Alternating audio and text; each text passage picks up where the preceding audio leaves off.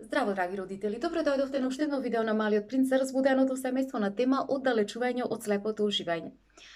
Како што учиме постепено како родители да се прилагодуваме на вродените желби на децата, почнуваме да ги разграничуваме кои желби доаѓаат од состојба на его, а кои се израз на нешто подлабоко, многу подлабоко од детското битие. Значи, тие желби доаѓаат од нивната суштественост и само затоа што ние влегуваме во една состојба на подлабоко слушање на желбите на нашите деца, не значи дека автоматски треба да ги исполнуваме, да се препуштиме на нивните желби, без разлика дали таа желба доаѓа е постакувана, станува збор за одреден пар на чевли кој што произлегува од нивното его, или пак станува збор за желба за домашно милениче кој што доаѓа од нивната подлабока потреба да се поврзат со друго живо суштество.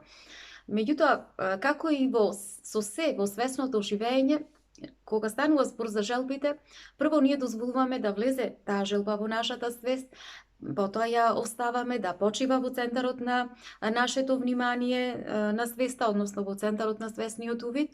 Значи, слушаме, разпознаваме, потврдуваме и им дозволуваме на нашите деца да ја манифестираат на начин како што тие сакаат, особено ако нешто станува збор за желба која што доаѓа од состојба на его.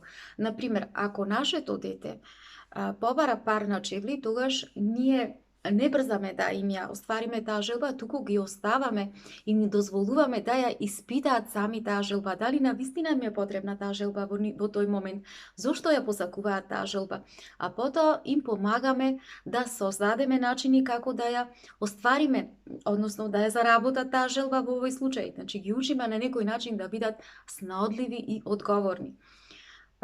Кога ние особено ќе видиме дека желбата на децата доаѓа од нивната суштественост, од потребата на нивното внатрешно битие, ние можеме да избереме самите да бидеме поактивни во реализирањето на таа желба. Меѓутоа, ако станува збор за некоја желба која што е надвор од нашите финансиски можности, по секоја цена, значи не треба да ја исполнуваме. Она што треба да го направиме е всушност да ја одржиме желбата во светлината на свеста. Како ова се прави? Авторката Шефали ни дава свој личен пример за своето дете од нејзиното искуство, кога нејзината ќерка сакала да изнајмат коњ за летото и таа желба, се разбира, била изразена заради нејзината вистинска огромна љубов спрема коњите. И Шефали, меѓутоа и во таквиот момент, како мајка не почувствувала потреба веднаш да скокне и да ја исполне желбата. Значи, едноставно дозволила двете да седат со таа желба нејзина и да ја одржат во светлината на свеста. И при тоа и рекла на својата ќерка, прерано, јас мислам дека е прерано да инвестираме во една толкава посветеност, да ја задржиме оваа прекрасна желба во нашата свест и да видиме како животот ќе не движи. Дали ќе не движи кон таа желба или ќе не оддалечува. Ако за неколку месеци или по една година оваа желба се уште кај тебе толку силно гори во тебе, двете тогаш ќе размислиме како да ја манифестираме. И тогаш, слушајќи ги овие зборови, нејзината ќерка се согласила и по една година подоцна мајката се уште ја чувала оваа желба во нивната свест, во нивната визија, затоа што имало голем број на моменти кога нејзиното дете се уште многу пати и велело: мамо, па јас не знам дали можам да се посветам на коњот, на оваа желба, а за во друг момент да ја каже најнаш: те молам, купи ми го коњот веднаш, сега сакам.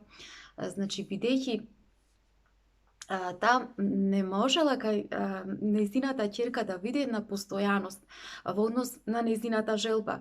Значи, гледала како нејзиното дете се уште не било решено, се уште не било одлучно во желбата за коњот, таа се уште ја чувала оваа нејзина желба во својата свест и ја рефлектирала нејзината потврда за нејзината желба, велејќи: Јас потполно те разбирам. Природно е да се двоумиш затоа што се уште доживуваш една автентична, една природна борба за твојата желба. Штом ќе дојдеш на тоа место, ние тогаш ќе можеме да зборуваме за една вистинска поддршка, особено од моја страна. Значи, тогаш ќе можам да ти дадам едно зелено светло, меѓутоа сакам да видам кога тоа ќе се случи на вистина, кога ќе видам дека твојот дел од посветеноста е на вистина потполно јасен и цврст. Значи, кога ние ги учиме децата да не бидат импулсивни во исполнувањето на нивните желби, ние истовремено ги учиме дека желбата не мора да биде еднаква со посветеноста. И затоа голем број на родители паѓаат во замката да ги запишуваат своите деца на часови по танц, на часови по тенис, или да му купуваат скапи миленици, скапи инструменти, за да сватат подоцна дека тие прерано изреагирале и постапиле измешувајќи ги каприците на децата со нивното подлабока внатрешно потреба. Опасноста при прерано скокање и при прерано и веднаш хранење на желбите на децата го одзема всушност ја одзема можноста, приликата на децата да можат тие да ја почувствуваат вистинскиот процес преку кој што тие ќе можат да увидат и да испитаат дали на вистина таа желба им е потребна или не. Односно, да самите деца да можат да се вклучат во секое нивно барање, во секоја нивна желба и да развијаат истовремено посветеност за таа желба. Значи да разберат што значи, какво е чувството да се работи кон нешто, да се биде цело време посветен кон нешто, да се креира, да се прават планови за да можат да се манифестираат преку одредени цели. И ова навистина е многу повредно отколку едноставно да им дадеме на децата она што тие мислат дека им треба во одреден момент. Меѓутоа, ова нешто за да се случи од нас пара како родители да бидеме цврсти, да бидеме стабилни во својата свесност, дека нашите деца се целовити онакви какви што се. И тоа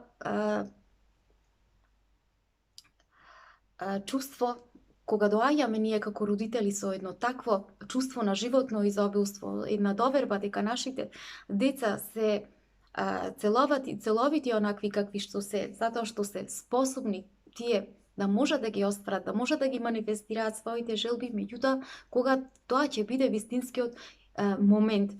И на тој начин ние им оставаме порака на нашите деца дека нивните желби всушност представуваат само едни прекрасни додатоци во нивниот живот, а тие не се во суштината на она што навистина се.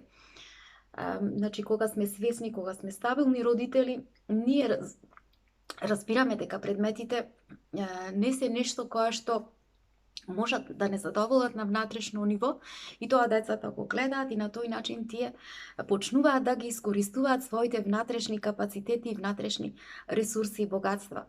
Затоа што предметите никогаш не можат да не направат да се чувствуваме подобри за себе цело време. Едноставно само нашето длабоко чувство за усогласеност со себе и за нашата вредност како битија, тоа може да го направи. Драги мои, тоа би било се за ова видео. Имајте убав ден, се гледаме.